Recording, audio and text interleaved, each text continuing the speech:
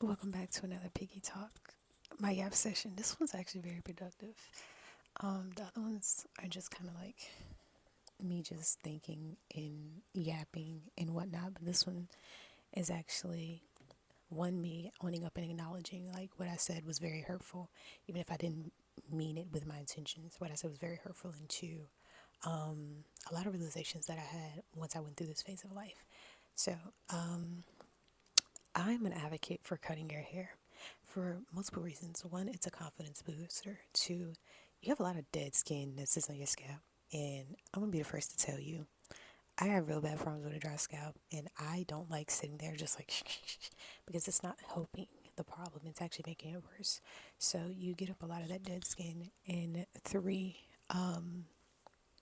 it just looks good.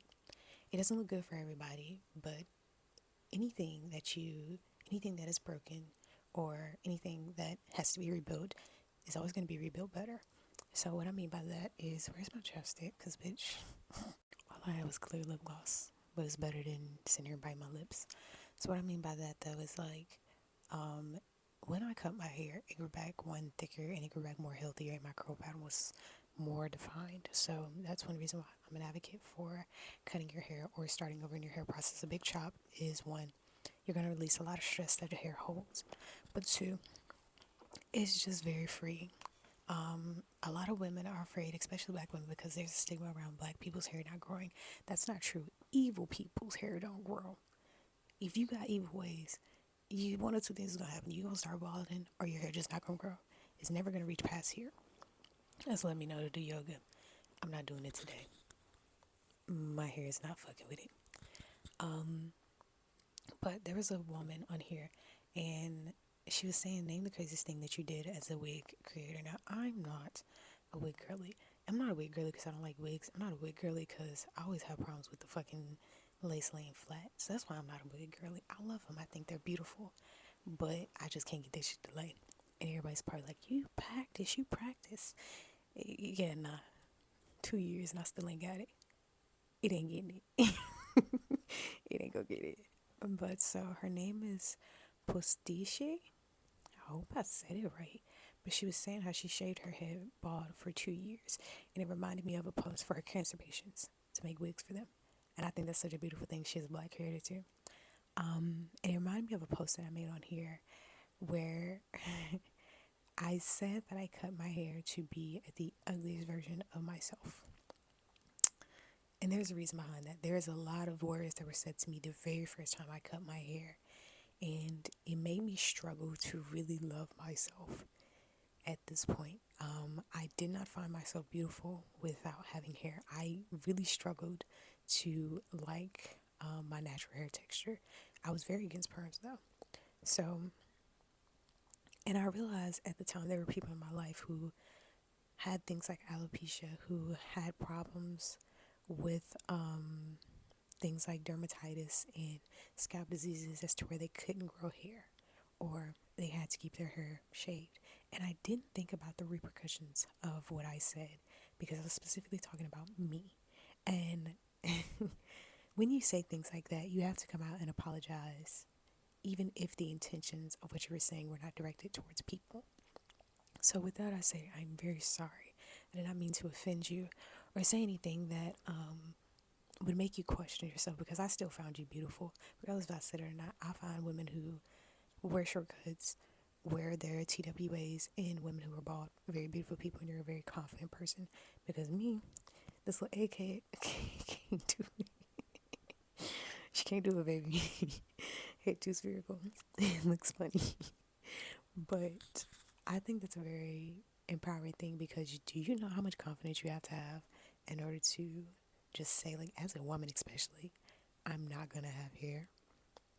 Not only are you confident, but you're one of the most beautiful souls that are out there.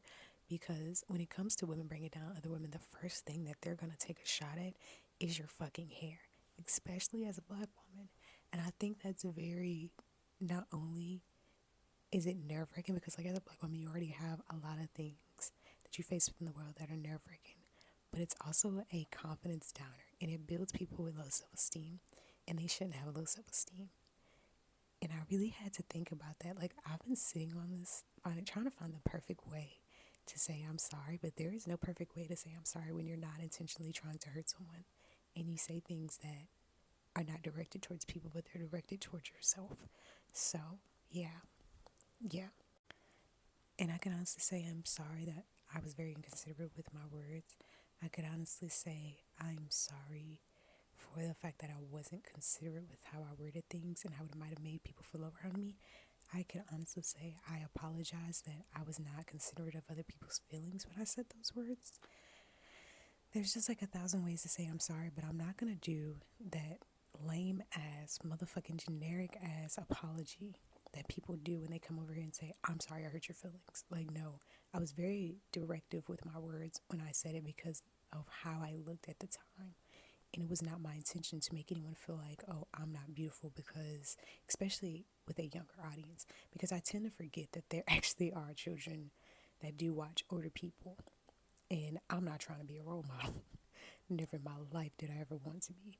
But I had to understand that there are children who look at you and they see things. And I've honestly sat on that video and a couple other videos that I've made where I wasn't considerate of how I might have been viewed. I don't really care about another adult's opinion, but when it comes to children, they're very young, they're very impressionable. And I don't ever want a young black girl to feel like, oh, I'm ugly because I don't have hair, because I felt that way. And it took me, what was I senior? 2013? So it took me from 2013 till I think last year. I went home and my family asked me, why did you grow your hair out? And I was like, I finally realized like those words that were said to me back in my senior prom, I think this was 2014, didn't really mean a thing at all. So to me, it was 10 years. Mind you, I've cut my hair, grown my hair, cut my hair, grown my hair. But it took me almost 10 years to let those words go, because when you're a kid, you're very impressionable.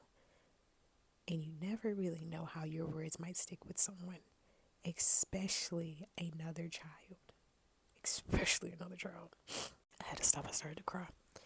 And I've always been an advocate for women with short hair, because in a world full of people who are very hyperfixated on superficial beauty, and I think that's why I refuse to like dress up and look a certain way and all that good shit for social media. Like, I'm gonna try something. I'm gonna flip my back camera around to where I just can't see myself. So I had it. I ain't got the money to be buying all these little gadgets and shit. So we're gonna try something new. I hope I'm in shot because I can't see myself. But this is me, unfiltered, no makeup, all that good shit. No retouch on the TikTok camera.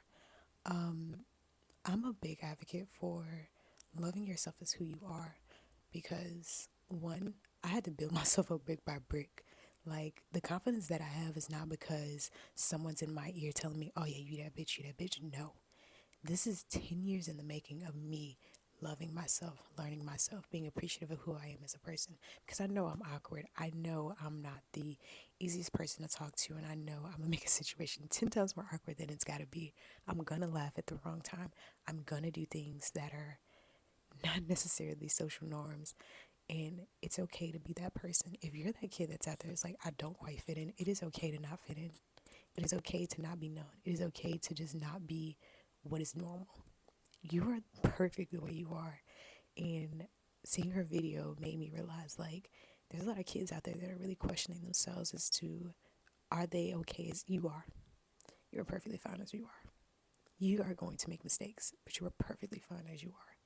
Don't ever make your parent, a family member, friends, or anybody question you as a person. As long as you're actively working to improve yourself, you're okay the way you are. Bye. Okay, so I washed it back. Yo. Okay, so between shots, I broke my ring light. I also have never seen myself from the other point of view. I think I'm gonna start doing my videos like this. It's weird seeing my face inverted, but I kind of like it. I like my smile the most, and it took me a while to like that. So yeah, you just trying to be as transparent as possible and not fucking cry about it.